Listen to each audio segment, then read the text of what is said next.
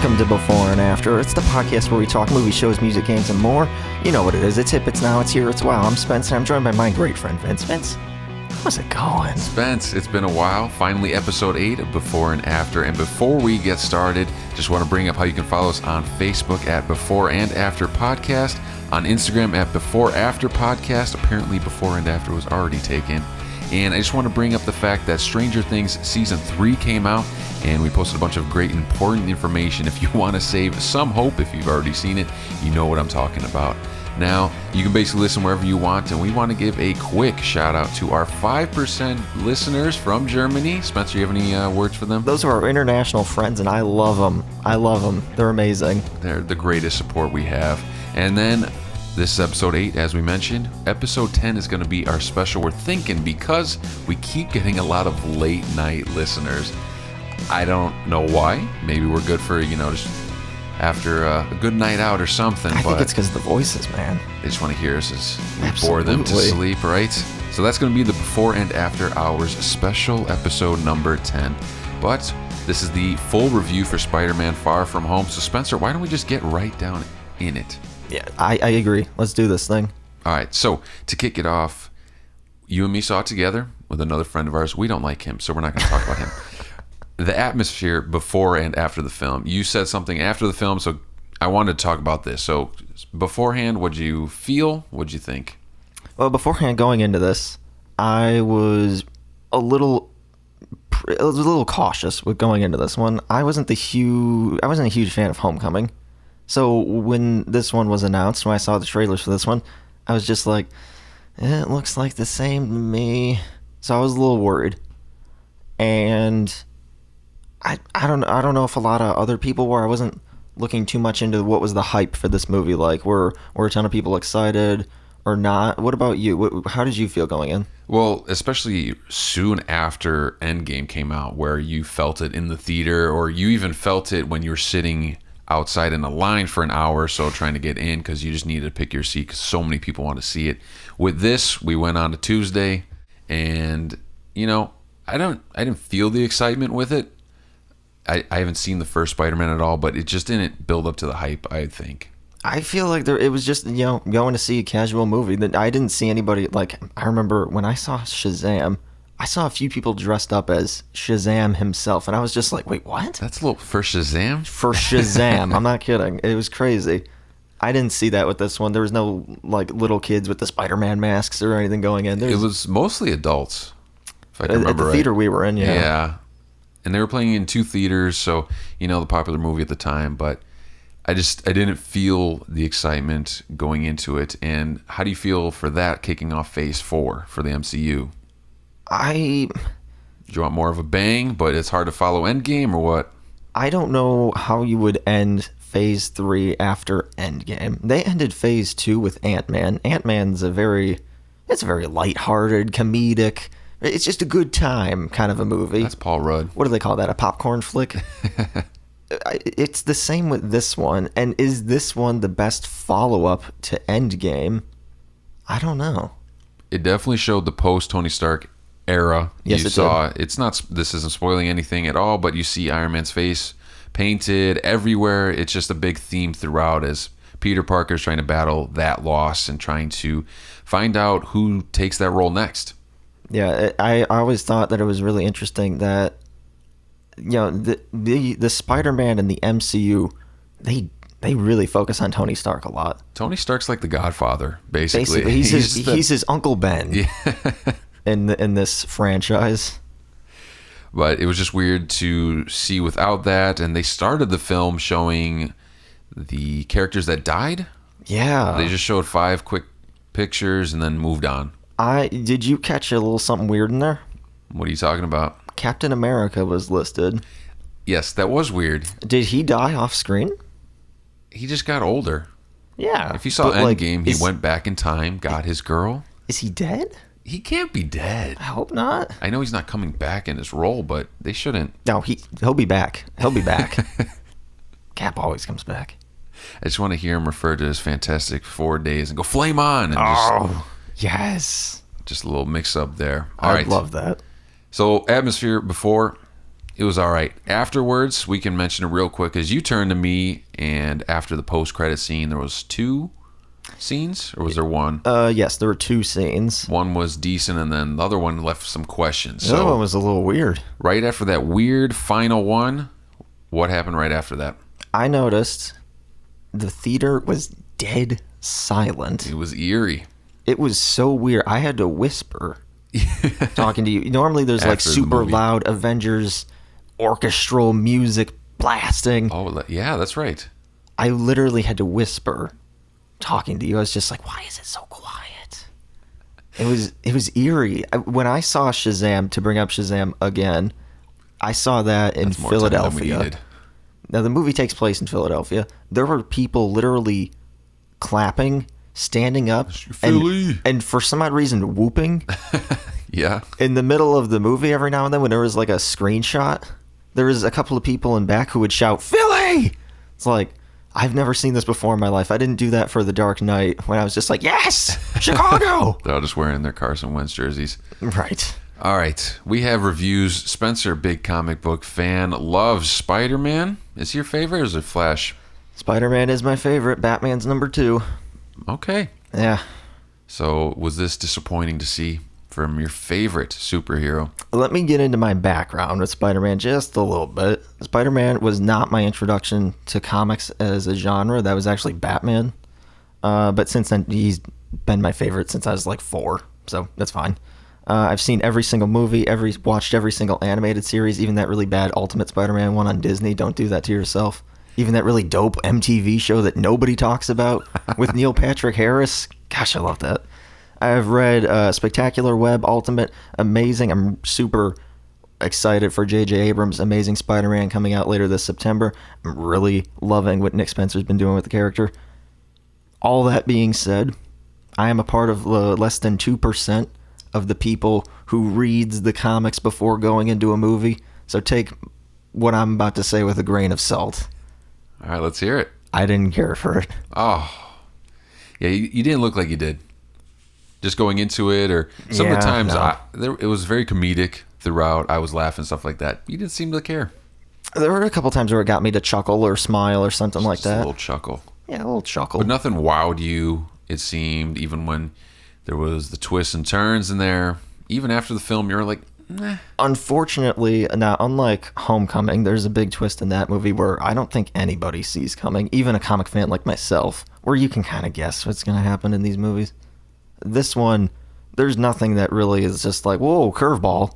There was nothing there. Yeah, just looking at the character-wise, just run down Tom Holland as Spider-Man, Zendaya playing MJ. She was in the first one, correct? Yes, she was. Marissa Tomei, just had to throw her in there because Why not? we love her. But the important one is Jake Gyllenhaal playing Mysterio.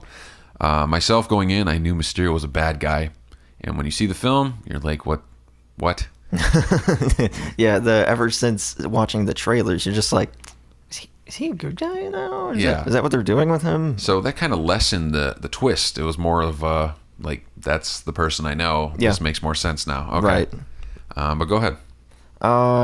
That's my background with Spider-Man. I'm a geek with Spider-Man. What is your background with Spider-Man? Do you read? Do you watch a ton of the animated shows? You've seen almost all the movies. What about you?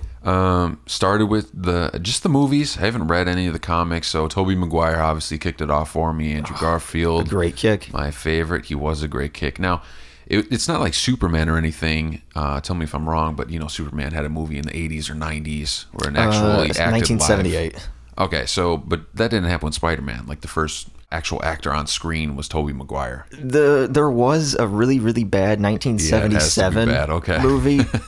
Almost nobody's seen it. Nobody likes to talk about it because they weren't allowed to use any of the rights to his villains or anything. So he's fighting, and I'm being dead serious, a mob of like gypsies. Good. Okay. So Tobey Maguire's the first real Spider-Man. Let's just say that. What kind is that? So I've just seen those. The only movie I haven't seen was Homecoming, Yeah. and it doesn't sound like I missed too much. If you skip Homecoming and watch this movie, I really don't think that there's any point where you're just like, oh, I really need to see the first one now because I'm really lost. I think I asked you like one or two questions. You asked me one question, and it had nothing to do with Nope. the actual story of it. It was just like, hey, is that who I think it is? And I was just like, yeah, it looks like that person. Other than he that, wasn't. Was that character in the first one at all? no. Okay, so he wasn't even in this one either. No. More than Hardly. 2 seconds. All right, Yeah, 2 not seconds. important. We'll get back on track here. So Spencer, reviews. Go All ahead. right, I'm going in here. 3 reasons why Far From Home kind of disappointed me: comedy, character development, and the MCU. Oh, That last one's going to lose us a couple of listeners there. Spencer, let's walk down, right down through them. Start with 1. Number 1, comedy. Ever since 2014, James Gunn's Guardians of the Galaxy, the MCU has had a massive shift in just the tone of all of their movies. They've gotten a lot more lighthearted, very comedy-centric, less focused on the action, more on comedy. And if comedy doesn't hold up very well, it's not very good. You know, if you watch Dumb and Dumber or something, I've seen that movie maybe 20 times in my entire life. That's a lot. If I watch it again, I guarantee it's still going to get me to laugh or something. Or a good movie like Step Brothers, that one will always get you to laugh no matter what. But I've seen Spider-Man twice. Saw it once with you, and I saw it with my dad. Oh, Far From Home? Yeah. And the first time I saw it with you, like I was saying, there was a couple of times where I, giggled, chuckled, smiled once or twice. Second time I saw it with my dad, no, none of the comedy holds up. It didn't. Straight face the whole time. The comedy came from the unexpected, I think. Yeah. Especially from his friend. Ned, yeah. Yeah, Ned. Very unexpected scenes out of him. But if I saw it another time, I don't think it would hold. Ever since the end of Endgame, which is that's not a lighthearted movie. There's costs at the end of that movie. Ever since the end of that, I was just like curious. It's like, okay, this takes place after that. How are they going to address these things? And the first thing was with jokes, and I was just like, really, half the entire population died, and you're cracking jokes about it. Like, I got friends who do that in group chats. They'll just send memes about Thanos and the snap. But I was just like, no, that's not right to me. I totally agree with that. I was expecting a slower, just more down, realistic, somber side to it. Especially after Endgame. Instead, the movie opened up with him in class, didn't it? Except for a little opening scene just to establish characters, but it showed him in class checking out MJ. Yep. And it didn't seem like the attention was where it should be. It seemed a little off. And I'm not one of those people who says comedy shouldn't be in superhero movies. I think it should. Ever watch The Dark Knight? There's actually a lot of moments where it's just like, oh, that's funny. I really like that. But it's not the main focus. And that's one of the things that I didn't care for about the movie. What about you? Did you like the comedy in it? I was just reading the Rolling Stones review, and they said the comedy was a little forced. I always like, again, back to Dark Knight, I like a little bit more serious superhero, and this was my first time with Tom Holland alone in a movie outside of the Avengers, and it was a little different for me, especially seeing an Andrew Garfield, Tobey Maguire, older actors, and Tom Holland in here. I don't know. We always mention The Dark Knight so much. Every episode. Because it's just fantastic. It really is. But I feel like there's something to learn from that. And yes, it's about Batman. Now, Batman is an insane story idea about a crazy guy who's insanely rich who goes out and fights people. Yet that movie took itself seriously. There's not a moment where I'm just like, no, that can't happen. The entire time, I'm just like, I believe that this could genuinely happen. It was realistic stuff. And a lot of the Rolling Stone review, it's not important to read. There's too many paragraphs to go through. So just the highlights there, overused CGI, especially when they were in Italy and London. I think it was just a lot. There was a lot there. Yeah. Less tangible physical scenes, a lot more of, just all out CG action, which I think some people are really going to enjoy. That being said. And now the powers of Mysterio, I didn't see that coming. So that was cool for me to see, but I kind of could figure out where the movie was going. Yeah, I feel like everybody's going to know where this one's going. There's no twist. Like in Homecoming, nobody saw what was going to happen in there. It was pretty crazy. And I will say, there is one scene in this movie it's all CG. It is by far the greatest MCU CG scene ever. And you'll know when you hit it because everything is just so wild and bonkers. It's incredible. I could watch that over and over again. You'll know when you see it. Now I want to remember. I can't remember. Okay. Anywho. There was plenty to see in there. Regardless, other reviews? All right. Number 2, character development. This movie has absolutely none whatsoever. There's no lessons learned. Everybody's exactly the same at the start as they are at the end. There's nothing different. And I think the thing that hurts me the most is Peter and MJ. Now, I don't feel like I'm giving anything away. In the trailers, they focused, this movie's going to be about them. It is. And we've seen their relationship before. Yes, in other, in the Tobey Maguire series, they focused a lot on that. We've also seen it a million times in other cartoons and whatnot. It's not like we don't know they're going to be together. Right. Homecoming really didn't focus on that relationship actually at all. She was kind of a jerk to him. There's a scene where she literally gives him the finger just because. Zendaya plays an interesting MJ. If you think back to the Tobey Maguire MJ, very interesting. She's very tough, hard-nosed. I don't know if that has to relate to the times, where they want women to be more, just be able to be by themselves and take care of themselves. Right. I mean, the original Spider-Man series, influenced. Kirsten Dunst is nothing but a damsel in distress, whereas this movie, Zendaya is actually a character. MJ is, more than just that. And I think that's good, personally.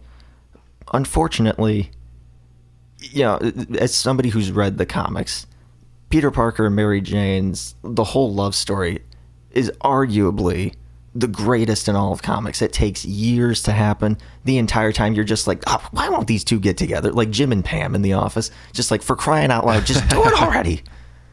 Even in the video game that just came out on PS4. Absolutely, yeah. People said, because they really established that in there, and you feel and you go along with it as you're playing. Exactly.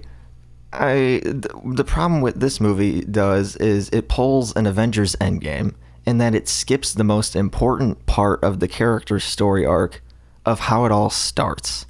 Avengers Endgame, to me, ruined the character of Hulk. That's another story that I'll have for later. Oh, forget about it. But I did not like that at all. That was heartbreaking to see. Last movie, we start with the two of them, like, do they hate each other? And then in this one, all of a sudden, literally the first scene is him saying, oh gosh, I love MJ so much, I just want to sit next to her the entire time. I think she likes me too. I'm just like, your last interaction with her was her flipping you off. I don't think she likes you, bud. What about you? Character development, how do you feel? MJ, I mentioned that she's just really strong, personal, but you really have to break down her walls, and she does throughout the film, and you kind of see hints of what she's like on the inside. She has reasons to be that way.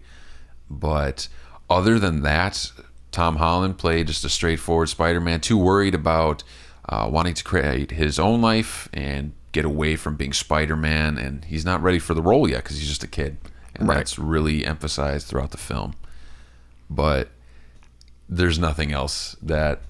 I met these characters for the first time, basically, in this own, and I wasn't, like, curious about their past or anything else. Right. That's what worries me. A lot of people that see this aren't going to know about the character's past, but then I was just like, uh-oh, what if they don't care?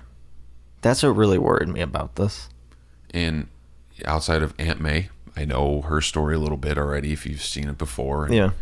She just plays the aunt, that's all. Now, I'm not going to say it because I feel like that is a bit of a spoiler. But they do something very interesting with the character of Aunt May in that this is not the Aunt May of any other story whatsoever. She is basically Alfred, and I was just like... Yes, that perfect. Seems wrong. So that leads to the next thing. Is this the first Spider-Man that other people know Peter Parker Spider-Man? No. There's definitely times throughout the comics where other people know, and something, Doctor Strange does something where everybody forgets he's Spider-Man or something stupid like that. But this is one of the first few times where, Spider-Man, he's a kid, basically. 15, he starts at 15, and it's just, everybody always focuses on the earlier parts in his life, except that Spider-Man PS4 game, he's a later, more experienced Spider-Man.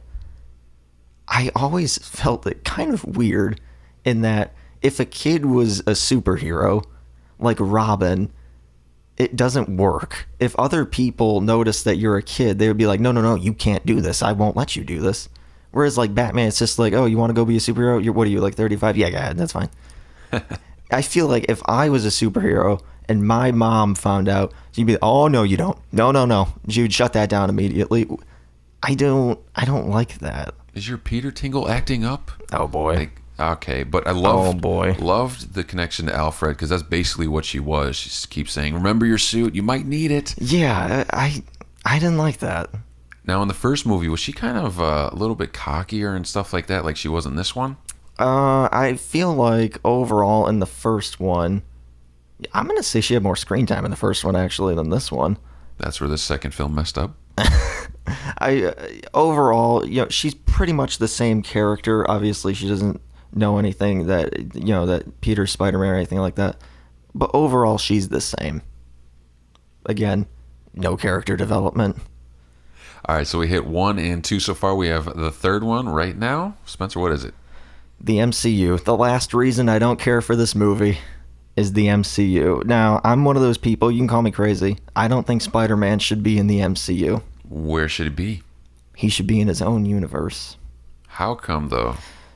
So, Marvel's largest and most iconic character is Spider-Man. Before 2008, nobody knows who Iron Man and Captain America are. It's Spider-Man. He's the main guy. And yet, in these movies, he's relegated to being Iron Man Jr. or Tony Stark's sidekick. Let me tell you something right now. Spider-Man plays second fiddle to nobody, all right? Spider-Man is his own hero. And I'm just sick of the MCU trying to push the whole Tony Stark story onto Spider-Man. I feel like he's a character that he has the most interesting, rogues gallery that they call his cast of villains. I feel like personally he should be the main focus of the MCU. They always say, "Oh, who's going to lead the Avengers? Captain Marvel?" I say no, Spider-Man should. Please, no. Oh, man. Does it matter the type of powers that they have? Because in this one, there was, I'll say, supernatural forces, and I don't see Spider-Man being able to defeat those such things. In terms of can it work in a movie, I don't think that there's really anything that we can't do now. They took one of the most interesting villains, Mysterio, and they made a movie about it. They actually did a really good job with Mysterio in this movie. Let's forget the fact that he has no master plan and the third act is completely useless, but they actually did a really good job with Mysterio. So in terms of can a movie work with literally just about any Spider-Man villain, I think it can. And even just looking ahead, in the past episode, we talked about all the collaborations that are trying to get put together, especially a Doctor Strange with Spider-Man. Who knows who they face? Spider-Man and Venom, too. That, yes. I hope that doesn't happen. I think Tom Hardy's too much of a powerful character. I think he's too dark of a character. Yeah, he really is. If you bring that Venom in this universe, I'm going to say something ain't right. Because it's too light and too comical. Yeah. All right. Now, I gave 3 reasons why I didn't care for the movie. What about you? Did you like it? Did you hate it? How do you feel? I usually just like films just to go and see them. This one, I wanted to be more serious. 2, I wanted more Aunt May, jokingly. I always say that, but she's wonderful. And 3rd, Spider-Man didn't give me the Spider-Man feel. He was always constantly worrying about different things, and he was too finicky and just immature in a way. Now, they also mentioned that he was also gone for, 5 years because of the snap, the snap. So I don't know if that has an effect on it at all. Just wish he was more mature. I think the one of the reasons people bring up Spider-Man 2 as one of the greatest superhero sequels ever next to The Dark Knight is it really focuses on Peter's personal life. Along with being Spider-Man, the cost of responsibility, and everything in that movie he does has consequence. In literally the first scene, he decides to stop a bunch of kids running in the street chasing a ball as they're about to get hit by a semi. He saves them. Eventually, he loses his job because of that. Next scene, he loses his job at the Daily Bugle because he's not taking pictures of Spider-Man. I love that. It's the kid who can't catch a break. That it's perfect, and you just respected him as Spider-Man. It was his life, and I like that he did have to pay for his actions. In here, he's just worrying about Zendaya the whole time. MJ, but yeah, and I really just didn't think they ever belonged together in the first place. I feel like they need to focus on the characters. Make us, again, going back to the Endgame thing, they skipped the most interesting part as the start of their relationship. We end Homecoming at a place where these two, I think they hate each other. And in this one, it's like, they're both kind of into each other now. It's like, wait, how? When did this happen? The entire time I was very confused, and I don't think it worked for the characters. Spencer, any other reviews before we head into our 10-question Spider-Man quiz? I got nothing. Let's do this thing. No, I will say this. This is a really good, fun movie. Like I was saying, good popcorn flick, and I think that there's actually some decent comedy in it. Some of it doesn't hold up on later viewings, but if you're just seeing the movie one time, it could actually be pretty enjoyable. I'm going to say, if anybody liked Homecoming that's listening to this, I think you're actually going to have a really good time with Far From Home. I definitely agree. You can go see that. Now, he is a young actor, young character, and I can see them taking this Spider-Man pretty far, past 5 movies, or a little bit more, maybe including collaborations. So I think it gets a little bit more serious, especially if you've seen the ending. I don't know if they're building towards something darker. I'm hoping that whatever they do, they stick to it and don't make it a joke in the second one. That's my only concern. I know we're talking very vague right now. It's an end credit scene. You'll know when you see it. But I hope that wherever they take the story in the future, they take it a little seriously. Don't make it a joke. All right. So this 10-question quiz I masterfully put together by the lux of Google.com and its search engine. So Never heard of them. We're going to kick it off. This includes basically any Spider-Man, comics included, I think. All right. So 10 questions. Let's start it off. So Peter Parker famously revealed his identity to the world in this story arc. Civil War. Oh, I was going to read through it, but you hit it. Oh, I'm sorry. There's No, options. that works for me if you know it. Oh, okay. Save the listener some time. All right. In what comic did Peter Parker make his debut? Do you want options? Or you know Amazing this one? Fantasy issue number 15, August 1962.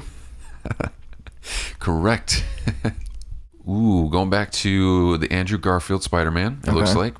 Who was Peter's high school bully that he eventually became a close friend with? Flash Thompson, played by Chris Zillica, I believe.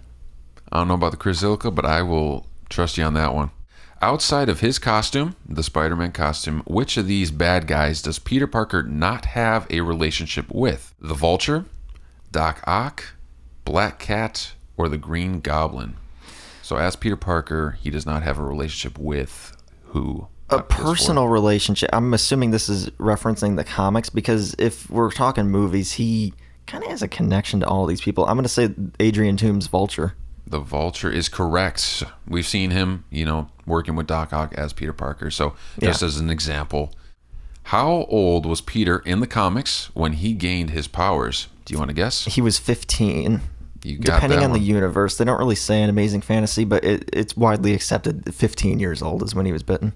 Now, just real quick, in Far From Home, does he actually have webs or is it gadgets? They are gadgets. It's not like the Sam Raimi, Tobey Maguire, where it's like organic. Yeah, where you got bit Which by that. I'm not going to fight that. That's fine. But Spider-Man to me is a bit of a dork. He can make his own gadgets and web shooters. And that's leading right into the Tony Stark angle. Yes. All right, next question. I think you're perfect so far. Thank you. How am I doing on the quiz, though? Ha All right, what college did Peter Parker attend? Oh, Empire State University. Correct. Ding ding. All right, which of these following gadgets did Peter Parker not invent? Oh, Little tough one, maybe? maybe. All right, the Spider Tracer, the Spider Mobile, Spider Signal, or Iron Spider Suit? He didn't invent the Iron Spider suit. That was given to him during Civil War. But everything else, I feel like he invented himself. Iron Spider Suit, that doesn't have the arms or anything, does it? It does. That's Tony gives him it in the MCU. And then is he shot into space with that or no? Yeah, that's that one. We don't like to talk about that. Maybe we're not talking about that. Okay, I think we have 3 left. I'm really good at counting. All right. Which of the following villains doesn't know Peter Parker is Spider-Man? The following are Venom, the Green Goblin, Dr. Ock, or Carnage. I don't believe Cletus Cassidy's Carnage ever finds out who Peter Parker is. I don't believe. I'm going to say that's my final answer, Carnage. Final answer is correct, Carnage. All right, and 2 more. I was very popular in high school, if you could tell. It's amazing how much you really know. I think it's incredible, and I wish I did. Okay, this one, it looks like it's going to the comics. Okay. How many times has Peter Parker died? Oh, here's the options: 4, 2, 1, or 5. How many times has he died? Every character's basically died, it said, and then they always come back because it's just a good grab. Yeah. 4, 2, 1. I can 5. think of one really, really main instance where he was dead. Is there a one-off story where he dies and all of a sudden, oh, quick time reversal or something insane like that? But I can really only think of one main one. I'm going to say 1. Issue number 700. Oh, okay, so it's 2 times. Oh, I'm missing one. We're going to have to check they that list one them? out. No, they didn't. I'm a little upset, but we can look that up real quick. This last question here, and I can look it up afterwards if you'd like, I would love that. because I'm curious now, too. Have you read every series? No, I've not read every single one, but I've read bits and pieces of the main ones. And, of course, I've read up on the main stories of them and whatnot. You know, Okay. you can't skip a main event or anything like that. All right, this one, I'm going to have to read the options to you. So this is the very last question. You are 9 for 9. No, 8 for 9. Oh, because you messed up right there. Okay. Why did Peter struggle with the Spider-Mobile in its only appearance? Unless you know it. Or do you want the options? Spider-Mobile's a very, very weird gadget. Let's hear You the got options. that face. Okay. He put the wheels on backwards. Dune buggies are illegal in New York City. The other heroes laughed at him for it. And Peter never had to learn how to drive. Why did Peter struggle with the Spider-Mobile? Me personally, I laughed at him because the car would drive on walls. Now, if you know anything about Spider-Man, Spider-Man can stick to walls, so what's the point of having a car that does the same thing? So if I was another hero, I would laugh at him. But I don't think that's the answer. Other heroes laugh at him. Out. All right. You got 3 more. Peter never learned how to drive. Dune buggies are legal in New York City. Or he put the wheels on backwards. Something Tom Holland would do. Yes, it would be a very good comedic scene. I'm pretty sure, unlike nunchucks, dune buggies are not legal in New York. So I'm gonna say he never learned how to drive. Oh, dude. Did I get it? You got it. Oh, 9 gosh. for 10. It says, believe it or not, this was a real thing. Apparently, Peter Parker didn't want to be outdone by the X-Men and their Blackbird jet or Batman and his Batmobile, so he created a land vehicle of his own. Of course, the nature of Spider-Man swinging from buildings makes a dune buggy essentially useless Right. to the wall crawler. Alas, he drove it around for a singular issue in which the Spider-Mobile ended up at the bottom of the Hudson River. Why did he struggle with this so much? It's just not practical. He lives in an apartment. Right. It would stand out. Having a car in New York it's a hassle. You gotta figure out where to park it. It's bad. All right, now you wanted to know how does Spider-Man die in the comics? Yes, I can think of issue number 700, where You're typing. his consciousness dies, and it's His consciousness dies? Otto Octavius actually steals his body, and he becomes Spider-Man for, I believe, 32 issues in the Superior Spider-Man. And actually, really amazing story. All right, I'm seeing number 700. Another time when he dies. I believe Peter Parker dies at the end of Ultimate Spider-Man, giving way to Miles Morales actually becoming him. That would make more sense. Oh, how could I forget that? That is a monumental issue. It's literally MJ holding him as he's dead on the cover. Oh my gosh, how could I forget that? Well, Spencer, you went 9 for 10 on the Spider-Man quiz. It seems like you know a little bit about Spider-Man. Maybe a thing or two. So that is going to do it for episode 8. We have episode 9 coming up on the Before 4. You'll find out next time. Oh, mystery. All right, that's going to do it. I'm Vince. I'm Spence. We'll see you next time. Bye-bye.